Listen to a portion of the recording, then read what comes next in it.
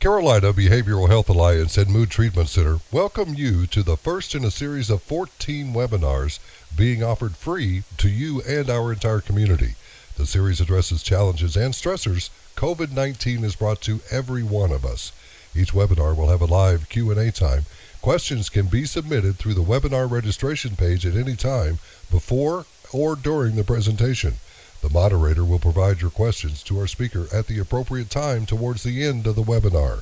Each webinar will be recorded and posted on the website moodtreatmentcenter.com. Our speaker today, Dr. Chris Aiken, is a practicing psychiatrist and host of the Natural Mind MD podcast. Dr. Aiken speaks nationally on mood and sleep, and today he will bring to us the Antiviral Guide to Better Sleep. Dr. Aiken, welcome, and thank you for being with us today. The floor is yours.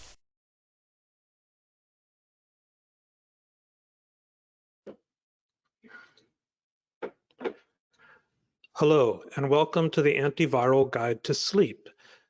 We're living in a time where we're all taught how to prevent the coronavirus, from washing hands to keeping 6 feet away. And through this seminar, we're going to talk about ways to improve your immunity through stress reduction. We've been doing that at the Mood Treatment Center for a long time because we treat mental health problems.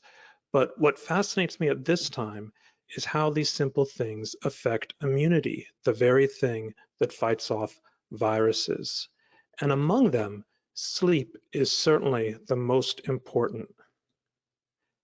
So we'll be talking about getting better sleep. Ideally, 7 to 8 hours at night is what improves the immune system. Exercise helps the immune system and mental health. And eating well. The Mediterranean diet is the top-rated diet for overall health, and a recent study found that it improved memory, concentration, and depression. It also improves the immune system.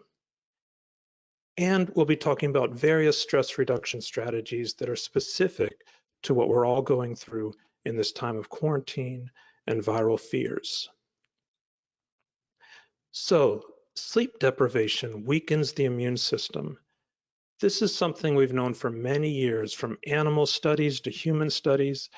The most definitive finding was 5 years ago, where they took people, about 160 people in San Francisco, and they actually quarantined them in a hotel room and measured how much they were sleeping with a wrist actigraph, like a Fitbit. After that, they did something that I find kind of repulsive, but I'll tell it to you. They gave them a solution with the cold virus in it and had them dip it in their nose. These were paid volunteers. And what they found was remarkable. Those who had been sleeping less than 6 hours at night were 4 times more likely to catch the cold than those who slept more than 7 hours at night. So we finally saw in humans what we've been suspecting for many years. In animal studies, if animals are kept without sleep for weeks on end, they die, and they all die from infections. The immune system shuts down. So what happens at night that is building the immune system? During sleep, immune cells, of which there are many, that's the army inside us that protects us against bacteria, viruses, and parasites. During sleep, the body builds more immune cells. It also strengthens them so they work better and communicate with each other better. They communicate through things called cytokines, which are like little emails that tell each other where they're at and where they're seeing danger and infection. Particular to viruses, what we want to have happen is an antibody. And you see that in that blue Y-shaped thing here. Antibodies literally cling to viruses and disarm them so they can't infect our cells. Well, to produce these antibodies, the immune system needs to be active and ready, on the lookout. And if your immune system is sleep deprived, it doesn't do as good a job of recognizing viruses and fighting them off. So, what if we can't sleep? Ideally, during this time of quarantine and social distancing, we've all got a little more time to sleep. We don't have to take the kids to school. We don't have to drive to work. But if you have insomnia, that's probably not much reassurance because you're not able to get the sleep you need. And importantly, what I've said about the immune system applies to chronic sleep deprivation. Just one night is not going to shut your immune system down. In fact, it might activate it a little bit. This is kind of what we see in all sorts of stress when it comes to mental health. Chronic stress, when stress goes on too long, shuts down the brain and the body, causing depression and anxiety and poor physical health. By chronic stress, I mean something that's gone on for 3 to 6 months, a battle that you can't win, a terrible loss that you can't get over, a terrible environment or situation at home or work that you can't get out of, or insomnia. Acute stress, when we get hit with stress right away, activates the body and in some ways is good for mental and physical health. The immune system perks up, energy and alertness perk up so it can handle the stress better, and people are generally less depressed and during acute stress. It's only when it goes on too long that we have a problem. So if you're not sleeping well, don't worry about it if it's only been a night or two. Your body will catch up. And in fact, after 2 nights of sleep deprivation, if you're given the time to sleep on the 3rd night, you will sleep deeper, so your sleep becomes more efficient and you catch up on some of the lost biological processes there. But what if you're not sleeping well? That's called insomnia, and it happens due to all kinds of things: stress, depression, anxiety. Aging reduces sleep, which isn't in itself a problem. As people age, they need less sleep, and they tend to wake up in the middle of the night and hopefully fall back asleep without too much struggle. But all this is natural and not a disorder or a problem. It's only when it gets out of hand and causes distress and goes on too long without correcting itself that it becomes a problem. So the rest of this talk will be tips for those of you who have trouble sleeping. For those of you who've been sleep deprived because of your lifestyle, you now know that getting that 7 to 8 hours is going to help your immune system all the more. So what is it that drives sleep, and why can't we sleep when we need to and want to? Sleep is only driven by 2 forces in the body. That's pretty simple. The immune system is driven by dozens of forces. So the 2 forces you see there in the cartoon are circadian rhythm, which goes up and down throughout the day. That's tied to the cycle of sunrise and sunset, the way your body changes over a 24-hour period. And on the other side, to the right, we see the homeostatic sleep drive. And what that means is the drive, the desire to sleep. In other words, how sleep deprived you are. So you see that line goes straight up, and the longer you stay awake, the more that drive is going to increase. Ideally, these 2 drives will align at the right time. So you see here, the circadian rhythm on the bottom in yellow is peaking right when the sleep drive is peaking on the top in white. And the person's going to fall asleep pretty easily at 10 o'clock p.m. when the night shifts to dark and their melatonin rises. That's the ideal situation. But for the rest of us, they're either not aligning or there's other forces like anxiety that are keeping them, suppressing them from acting at full strength. So I'm going to condense a lot of information on how to get better sleep into the top 4 rules. I want to keep this pretty simple, and I really do think that if you follow these 4 steps, your sleep will improve significantly. The first rule is to awake at regular times. Get out of bed at the same time each day, give or take 15 minutes, even on weekends. That addresses 2 of the forces right there. That's why this is the most important rule. It sets your biological clock, so it starts the circadian rhythm running. And it keeps you from sleeping during the day. That way, if you have any insomnia and you don't oversleep, you get up at regular times, your sleep drive will be allowed to build up. That relates to the second rule, which is to stay out of bed during the day. If you take a nap during the day, that's going to reset your circadian rhythm and, the worst part, reset your sleep drive, so you'll be much less likely to sleep at night. That's very important. It can seem like you need to sleep and need to catch up, particularly with all this talk about immunity. But in reality, what you need is regular sleep patterns. And if you sleep during the day, all of that sleep drive and all of that circadian rhythm go away. Those are the only two forces you have to help sleep get better at night. The third rule is to only go to bed when tired. Don't try to force sleep. When your brain thinks that you're trying to do something, making an effort, the last thing it's going to do is let you fall asleep, because it doesn't want you to fall asleep on the job. So paradoxically, trying to sleep just frustrates people and makes them less likely to sleep. It turns on their fight or flight system, their activation system, their dopamine is pumping. So sleep is something that either comes or it doesn't, but we can't force it and we can't expect it. The fourth rule is to keep the bedroom as dark as possible and get bright light in the morning. Both of these are going to set your circadian rhythm. Part of the problem here is that we live in indoor environments and we don't get enough burst of light in the morning to shut our melatonin down and start that clock. And we don't get dark enough nights to let that melatonin kick in on the other side of that clock. So sleep is a 24-hour cycle.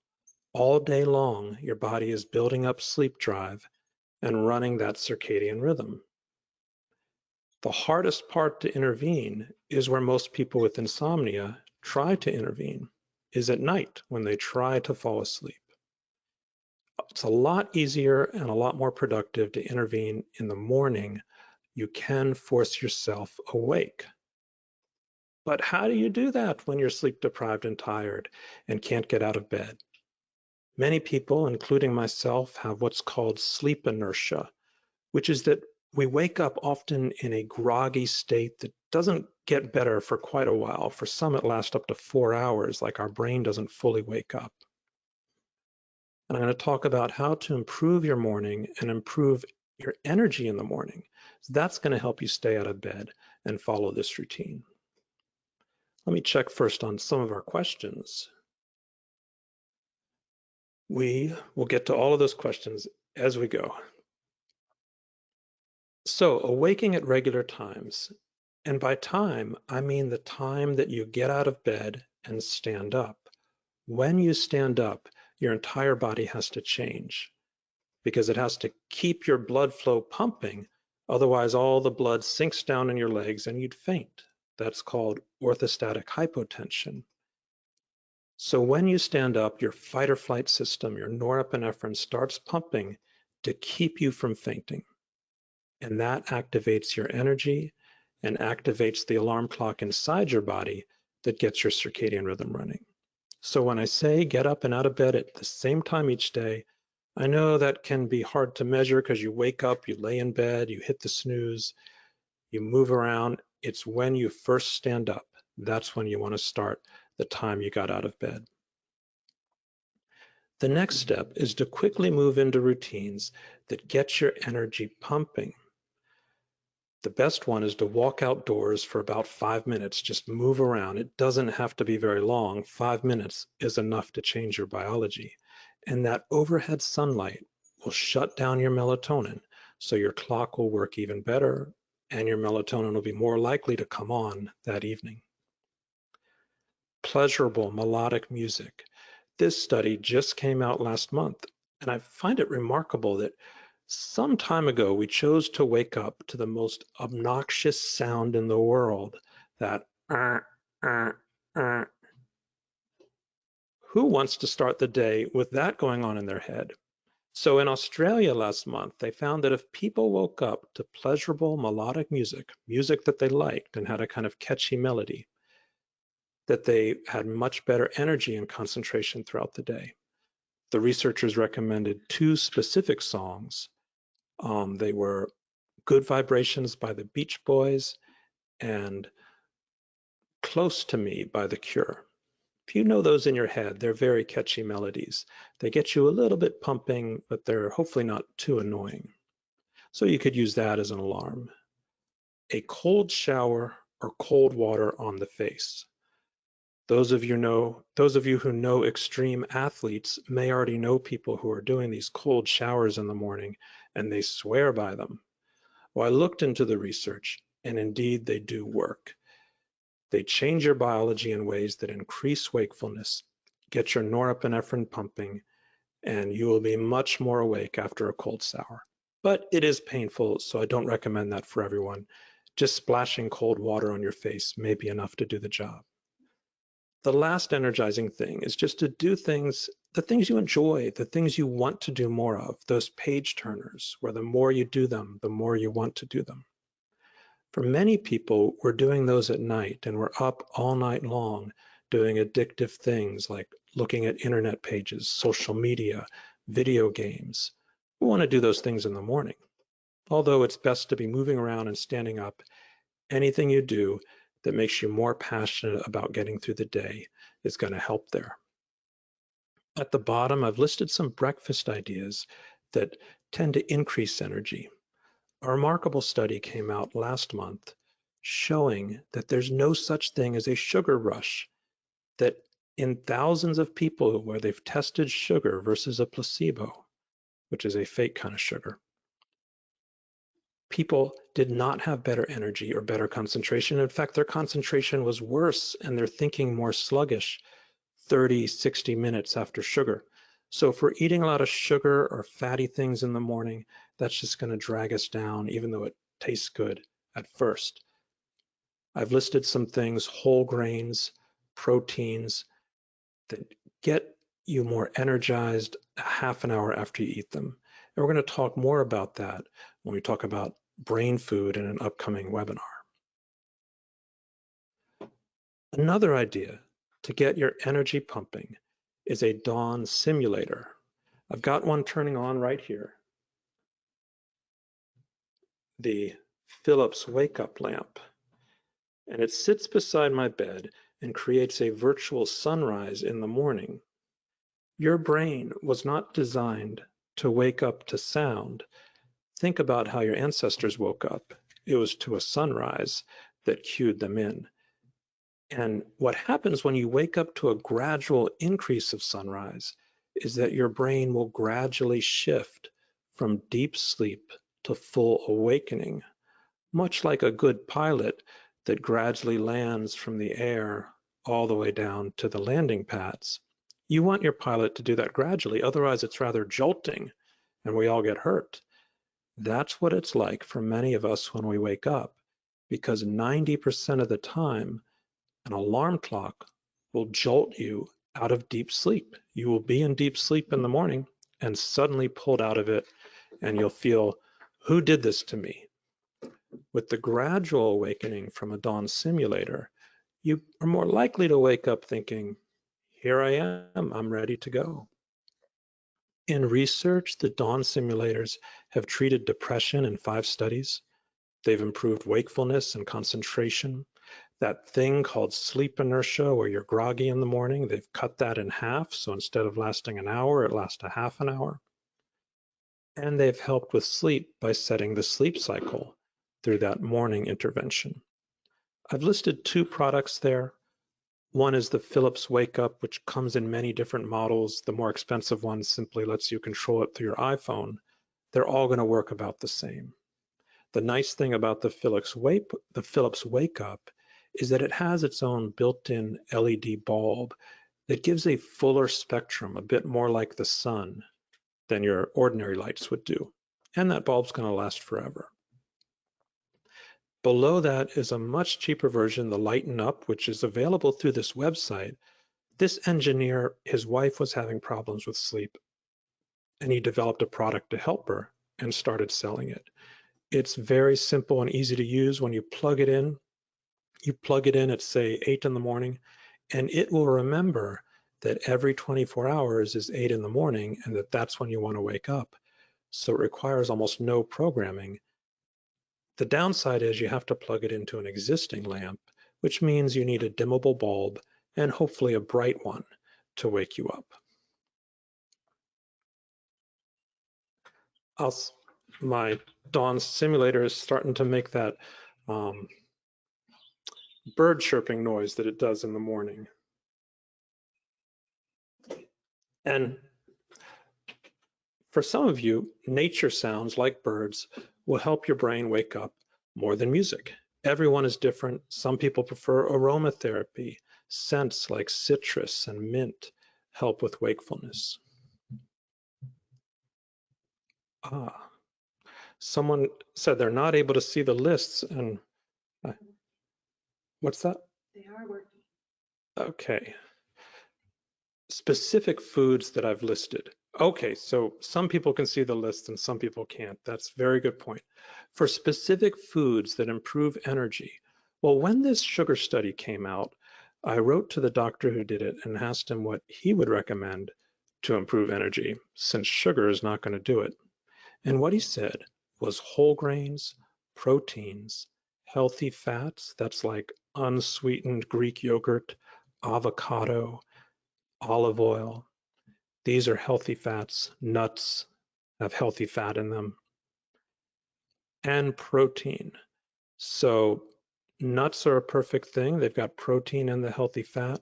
Whole grain bread with some olive oil sprayed on it. And whole grain cereal. That would be like Mueslix or Ezekiel cereal. The stuff at the bottom of the shelves that looks like it was imported over from Northern Europe. It's the pretty crunchy, unsweetened cereal there that's 100% whole grain. And fruits and vegetables. So chopping up some berries and putting them in yogurt with some nuts would be a perfect way to start the morning from a brain point of view. And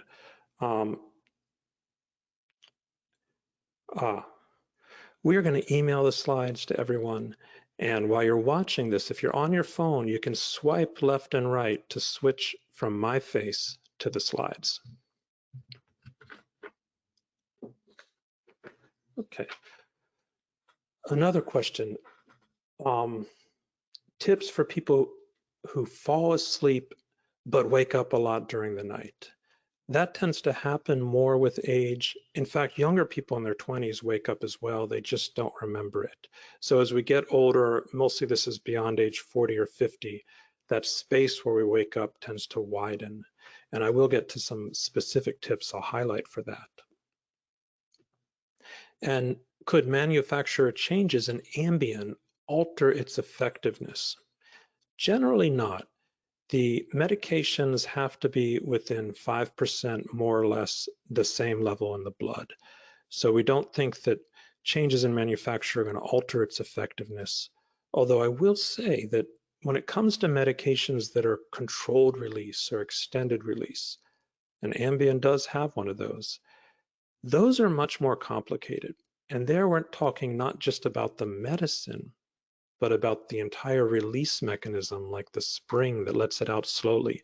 And historically, there's often been problems with generic controlled release meds. So that might be an issue there for some. We are going to talk about Ambien a little more in this webinar. Does sleep get worse with regular use of sleep medicines? Well, in the old days, we used benzodiazepines for sleep. They go by names like Ativan, Xanax, Klonopin, Restoril, Temazepam. And these definitely do worsen sleep with regular use. After taking a benzo every night for 1 to 3 months, your brain is going to get tolerance to them where they wear down the receptors they actually work on. So now your receptors are weaker and the med's not working as well. But if you stop it, you're worse off than you ever were before. That's a long way of saying they're addictive. But those benzos do something else that's a bit more important, or also important. They lighten sleep. So with a benzo, you're not going to get as deep sleep. In fact, benzos are medically somewhat similar to alcohol And alcohol is another one that could put you to sleep, but fragment your sleep so it's not as good quality. If you've ever drunken 2 or 3 glasses, you might remember waking up at 3 in the morning. That's another effect with alcohol. You get a rebound wake up. But when it comes to the newer medications, which have been on the market since the mid-90s, and they go by names like Ambien, Zolpidem, Lunesta, Esopilam, and Sonata, Zaloplan. These are called Z-hypnotics, and they work through the same receptor as the benzos, but they come at it from a different angle. And so far, most of the studies have found in the last 20 years that they're not addictive. So they don't seem to do any harm with long-term use. And we'll get to them a little bit more in this talk. Briefly, those medications, the Z-hypnotics like Ambien, they don't worsen sleep quality, but they also don't improve it. What they do is not very impressive.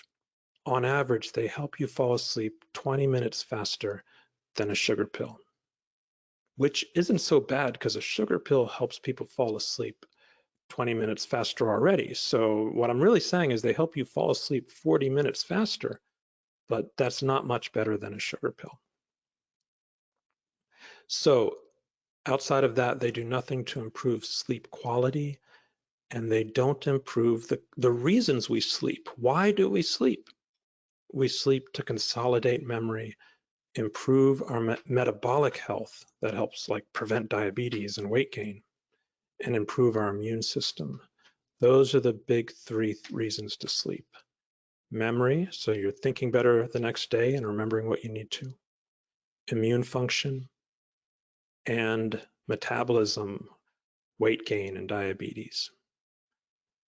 Ambien is not going to help with any of those.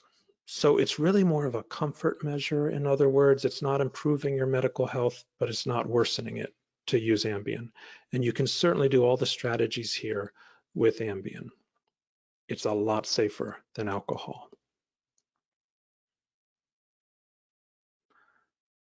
Okay. I'll move on to the evening time. And what I'm doing here is elaborating on those 4 basic steps. So I've talked about how to wake up in the morning. The next step I'll skip over is just staying out of bed during the day.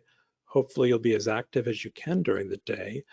And indeed, aerobic exercise around 4 p.m. is going to help deepen your sleep. So one of the things that deepens sleep is mild aerobics about 30 minutes in the late afternoon. The next step, just like you have a 30-minute routine to charge your energy, you need about 30 minutes at least, possibly 60, before bed to wind down. Now, this could go on if you remember my other rule, which is to only go to bed when you're tired. So if this routine doesn't get you tired, just keep at it until you do get tired. The point here is that you don't want to be laying awake in bed, struggling to fall asleep, and worrying about whether you fall asleep. That would be the worst thing you could do at night. If you can't sleep, don't worry about it. Just get up and do some meditative things. So that means anything that winds you down, things where the more you do it, the less you want to do it. So these would be things that are not very interesting or exciting or problem solving. It could be reading fantasy books, something that activates that dreamlike state in your mind, helps you to get into the world of fantasy and imagery and imagination. It could be doing a meditative practice, which we're going to teach in a couple of the upcoming webinars. Anything that's relaxing and repetitive, like maybe something you do with your hands, like knitting or drawing. Anything you do with your hands is going to help get you out of your head. And if you have struggles with anxiety and worry, you really need to get out of your head. And that's the hard part at night. Because during the day, you can get out of your head in all sorts of ways, watching series on Netflix, but you can't do that at night. It'll just keep you up. So this is a screen-free time, and we'll get into why. Screens mean television, cell phones, and computers. And you want to dim the lights. Stretching, physically stretching, is another good thing that can help people wind down.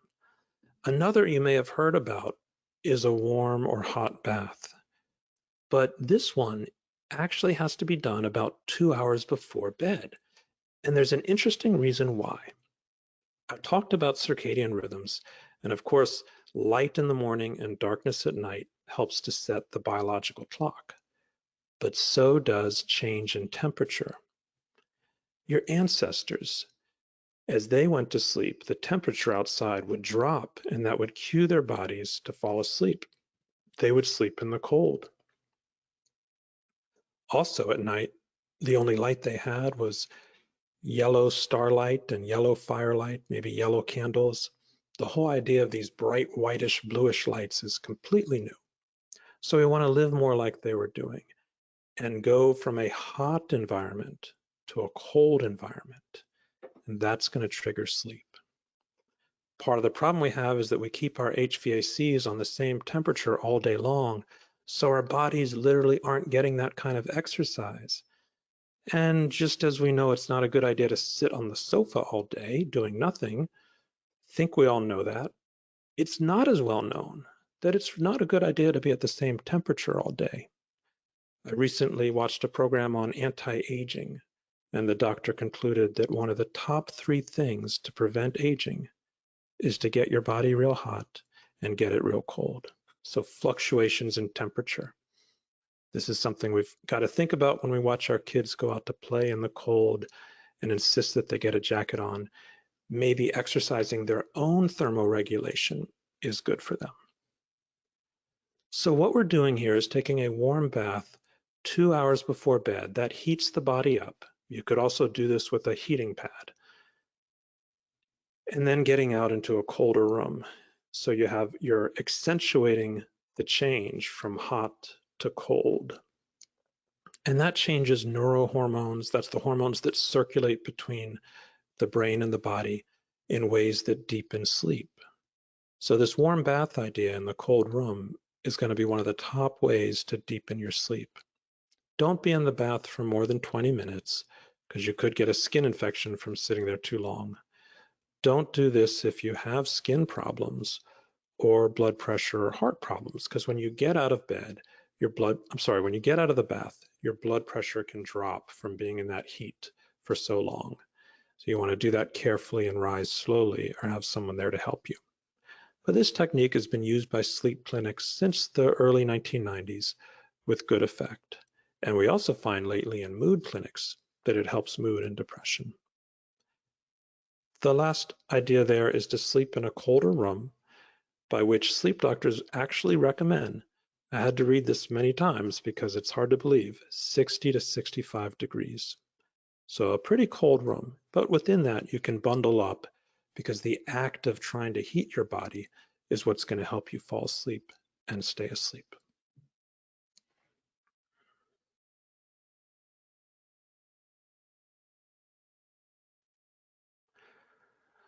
All right, I'll talk more about other ways that your environment can help you fall asleep.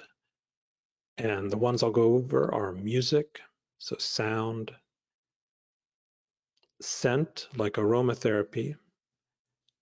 We've talked about temperature.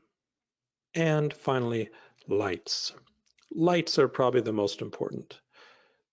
But I was pretty impressed with this finding here that music therapy works as well as Ambien. Now, if you've already heard what I said about Ambien, maybe that's not so impressive. But here's the actual data, because I too find this hard to believe. This comes from thousands of people. And what we do in medicine to find out if something works is we look at the effect size. That's basically how much better than a sugar pill did it work. And I've already told you Ambien doesn't work that much better than a sugar pill, but it does work indeed. It's about a medium effect. And music before bed had the same effect as Ambien. Now, granted, I have to clarify, they didn't directly compare music to Ambien, so we don't know that for sure. But basically, music was better than its own sugar pills. which were audiobooks, acupuncture, aerobic exercise, muscle relaxation, and just behaviorally taking better care of your sleep. So all of those work for sleep, so it's still pretty impressive that music was able to do all that. Makes me wonder how it works. Well, let's look at the kind of music they played. And while I do that, I'm going to play one of the top songs here. It's called Weightless by Marconi Union.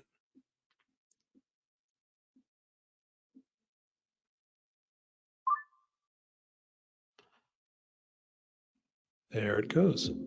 So if you can hear that, it sounds like a heart beating, a deep bassy sound. This track is available free on YouTube and through most streaming services. And Weightless was designed by sleep researchers in collaboration with an ambient music group. In comparative studies, it had the best effect on sleep. It was also able to reduce blood pressure and anxiety just by listening to the 10-minute track. So what you want to do with music therapy is find some music that works for you, that's relaxing and that you like, that's not annoying, and that's not too intellectually stimulating. If you're a musician, you don't want something that you're going to be thinking about too much. And focus on each note as it goes, one by one, allowing other worries and thoughts to come and go. You don't want to try to control them, just let them do their thing while you focus your mind on each music in that tune, each note. And visualize the music, watch it moving through the air, up and down. The kind of music that works best is slow, repetitive melodies with a bass tone. Because think about what you want to wake up to in the morning. Birds chirping, that high-pitched sound. And high-pitched sounds tend to catch our attention more and tell our body that something's urgently is happening. You can also try nature sounds, in which case rain and waves tend to be popular, and evening forest sounds, crickets, or just white noise if that works better for you. You can have the music play about 30 to 60 minutes before you fall asleep while you're in bed, and let it play while you're asleep. You can have it auto shut off or not. The studies have done it both ways. And to get you started, I've listed the dozen or so songs that they used in the actual research. We have Marconi Union on the top, a few popular classical tunes, and at the bottom a Chinese classical piece called Everlasting Road. Now, I can't stand Chinese classical music, so I thought this was never going to help. But I put that tune on, and within 3 minutes, I didn't know that any troubles existed. I was just hypnotized. Binaural beats is an electronic kind of music that sounds very ambient, like what you're hearing right now, and has some evidence to change brain waves and induce sleep if you listen to the right type, which I've listed there.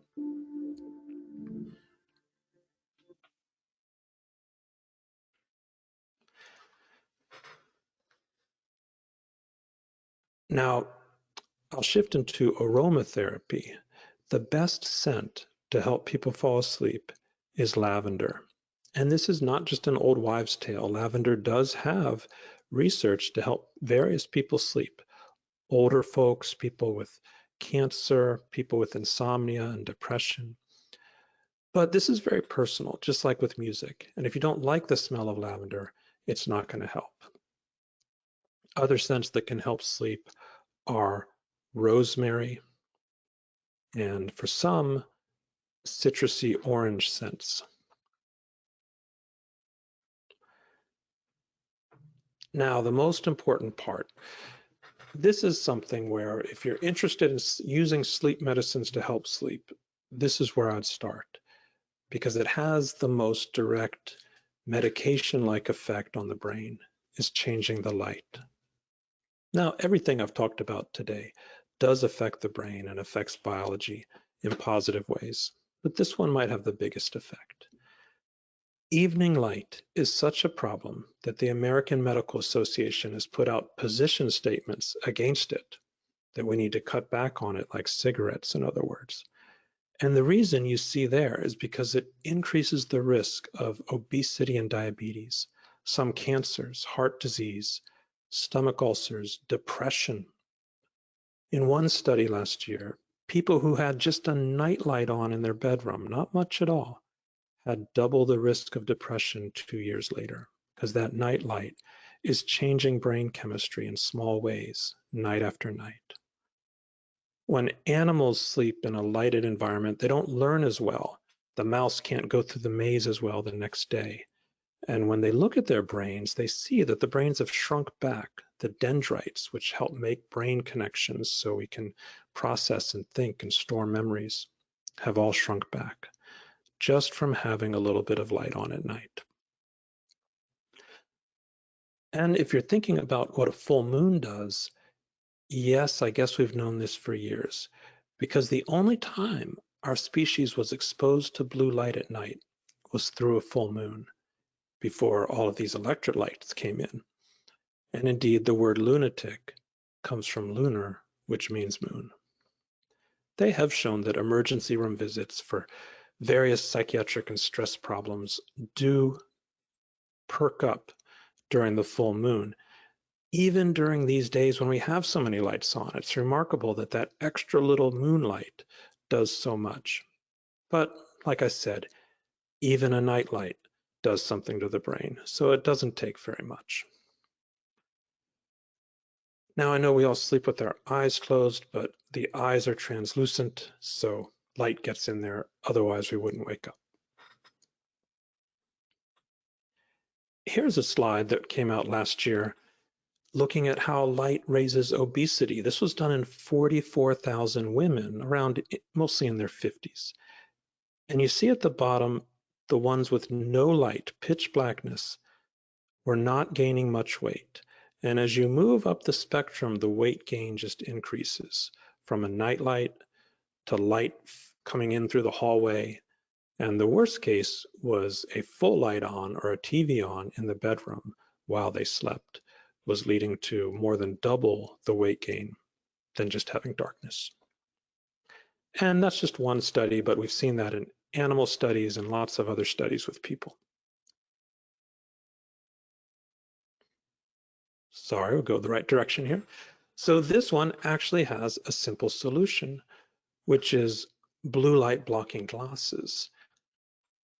I'll put them on right now, because most of the blue light is coming from energy efficient light bulbs, computer screens, cell phones are full of blue light. And a lot of times blue light actually looks white, but white has a lot of blue in it. The reason that all you need to do is block the blue light is your eyes have a special receptor called melanopsin. And all melanopsin does all day is register whether there's blue light or not. Now we share this receptor with many species, going back to ancient fish species have the same receptor. So basically all living things seem to use the same measure to tell if it's light or dark, if it's day or night. And that's what we all use to set our circadian rhythms. And that, of course, is what drives sleep.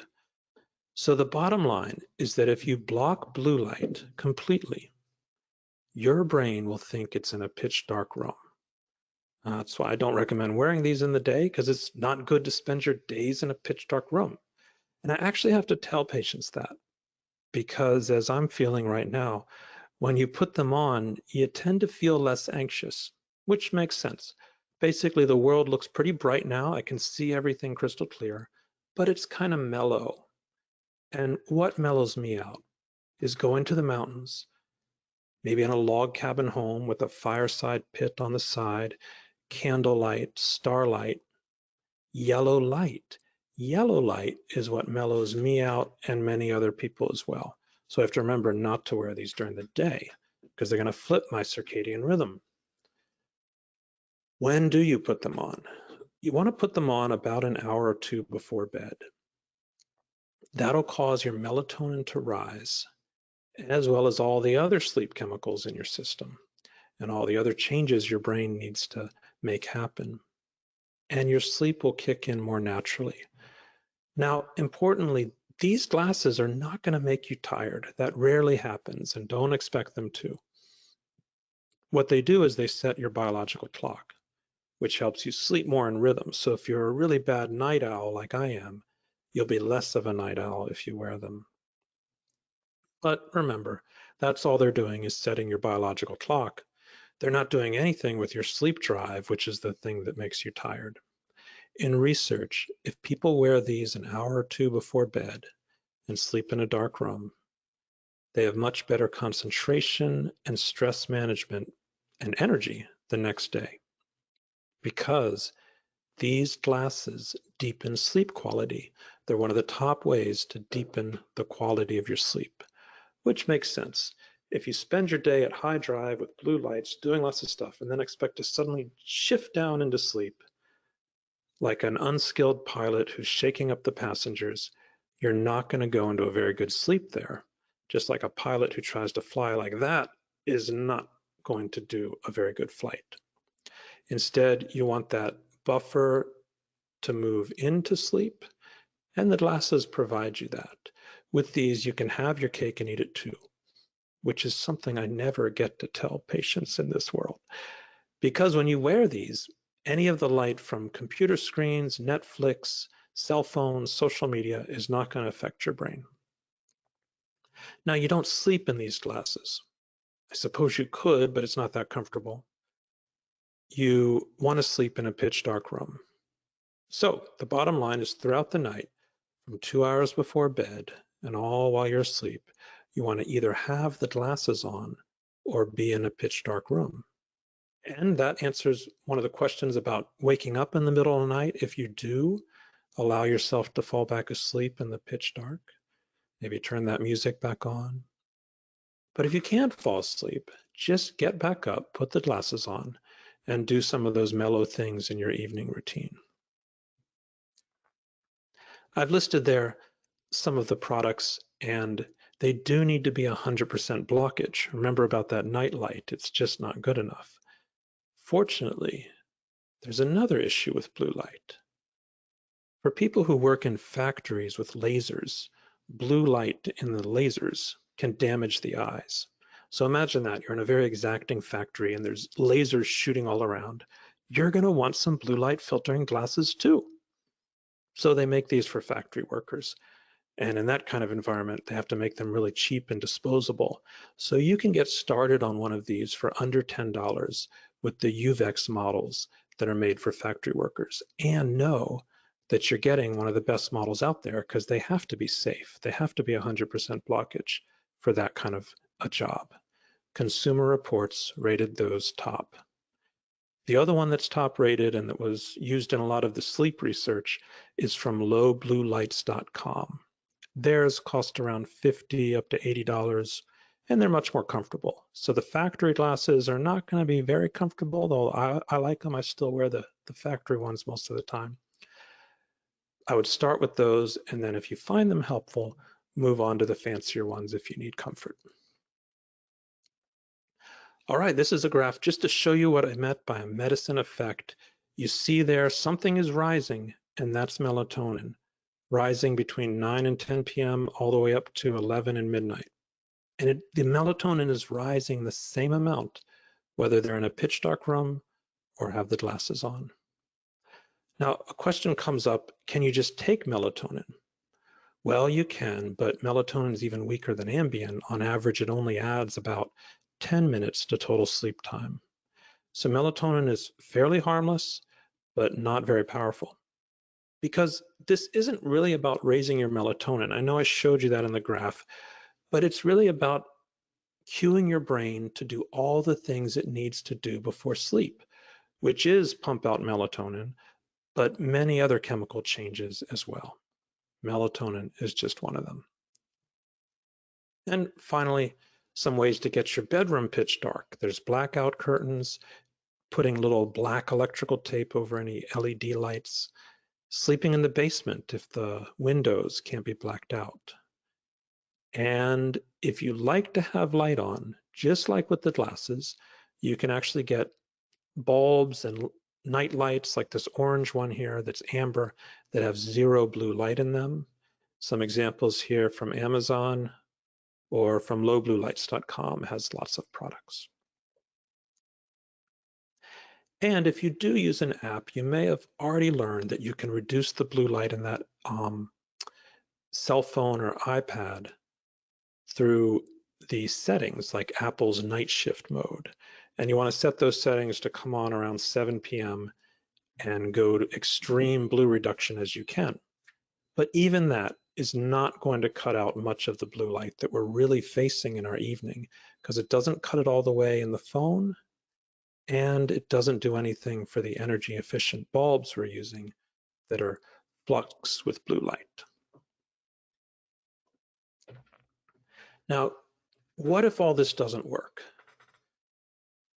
Sleep medicine is certainly appropriate and can help some, but like I said, it's not going to really improve your health, and it's not going to work that great. The bottom line of sleep meds is that they're not that dangerous and they're not that powerful. That's a sad state of affairs, but when you think about it, we simply haven't developed a medicine that does all of the miraculous things that sleep does without shutting off our breathing or making us act out our dreams. It's a miracle that we go to sleep every night and still breathe. And for people who tried too hard with sleep medicines, like we see in celebrities who Michael Jackson was paying his doctor $100,000 a month to get a sleep medicine that he never should have gotten, breathing can shut down. So that's why we simply haven't developed anything that strong, because it gets dangerous if the sleep meds get too strong. And even with Ambien and the other ones like that, Lunesta and Sonata, a very severe warning was placed on them last spring, a year ago, about people basically acting out their dreams on them and doing dangerous things, some deaths, some falls, mostly people just eating and making food at night, but that can be dangerous with a hot stove. The bottom line for me with sleep medicines is that they don't do what I would want to do, which is to improve my functioning the next day. Many of those sleep meds linger throughout the day, affecting driving and cognitive performance, and they don't really improve sleep quality enough to make a difference the next day. That's why all sleep doctors and most medical societies as well have decided to recommend cognitive behavior therapy for insomnia. This is a very structured programmatic psychotherapy that draws on many of the things I went over today in place of sleep meds. So they see sleep meds as second line, a last resort, a not very helpful thing. And this type of therapy has been proven to work better than sleep meds. This is just in the last few years, and why many physicians' minds are changing about it. CBT for insomnia also improves immunity. In a study of women with compromised immune function, if they went through this program after a couple weeks, their immune function was better. I've gone over CBT insomnia, which is a more complex program that involves carefully designed ways to restrict your time in bed, as well as many of the other tips in this talk, in a book called The Depression and Bipolar Workbook, which just came out. So if you're interested in that, that's a good resource. The reason I put it in that book is that this therapy, which just simply helps sleep, they found helps depression as much as any other therapy and is much simpler to do than a lot of therapies. Well, I hope you'll join us next week. You can register online at moodtreatmentcenter.com webinars. We're going to talk more about living with children in the home. In the last few minutes, I'm going to go over some of the other questions. Is the long-term use of melatonin safe? Yes, it is. We know of no risks with melatonin, except possibly in pregnancy. And for people who fall asleep but wake up, to remind you, the top tips are exercise in the afternoon, a warm bath 2 hours before bed, and the darkness or blue light filtering glasses before bed. Also, meditative activity before bed deepens sleep. And we're going to go over that in a mindfulness webinar soon. So basically what you need is anything that will deepen your sleep so you're less likely to wake up. And if you do take melatonin, we recommend certain products because studies have found that a lot of them are just filled with junk. They don't really work. So a controlled release product is better. Otherwise, melatonin goes really quickly in and out of your system. Getting the right dose, which is 1 to 3 milligrams, is important. And on our website, if you click on self-help and then treatment guides, there's stuff there on specific melatonin brands that we recommend. And it's either in the sleep or the natural treatment section there. Does it matter what time you go to bed? Well, everyone has a different circadian rhythm. You basically want to go to bed so that you get 7 to 8 hours of sleep, depending on when you need to wake up. And otherwise, it doesn't matter too much. What matters much more is getting up at regular times. You want to force things on that end, but just go to bed when you're tired, even if that means going to bed at 2 in the morning. Now, the caveat there is you don't want to be up all night doing things that keep you up and keep you from getting tired. That's what the wind down routine was about. Can you take naps? Naps are definitely healthy after age 60. And after age 60, sleep tends to become more fragmented, where you might sleep in 2 shifts. So in fact, napping could be normal. So it's fine to nap, generally for 30 to 60 minutes. But if you have insomnia, please don't nap. The reason is that napping will just make the insomnia worse. If you have insomnia, it's like your car is off the road. You need to really change the way you're living to get, or the way you're driving to get that car back on the road. Once your car is on the road, you can introduce naps again and see if your car stays on the road. And for those of you who don't have insomnia, you might be napping with no bad effects at all. And that's just like driving on the road. Again, you need different driving skills when your car is off the road. Calm Aid. Someone asked about Calm Aid. We use that at our practice. It's an extract of lavender that you take orally. It's actually a prescription medicine in Germany. So I treat it like a prescription medicine, even though it comes from nature. A lot of meds like aspirin and Depakote do come from nature. Wellbutrin was derived from African plants. So this medication is changed things for anxiety and sleep more than just about anything I've seen. It has about double the effect on anxiety as any American meds. And is trazodone addictive? Trazodone is definitely not addictive. We've had it out since 1980 and no evidence of addiction there. But for some people more than others, depending on your metabolism, trazodone can linger in the day, causing grogginess, affecting your concentration. It can even produce some chemicals in some people's metabolism that cause depression. So, and more studies are coming out about that the last few years. So doctors are getting more worried about trazodone affecting people's functioning in a bad way or causing depression. But trazodone is not very effective for sleep either, about like Ambien in that regard. All right, thank you for joining me today. On Friday, I'll be speaking about brain food to help concentration and depression. And if you're interested, register for next week's talk on parenting during the quarantine.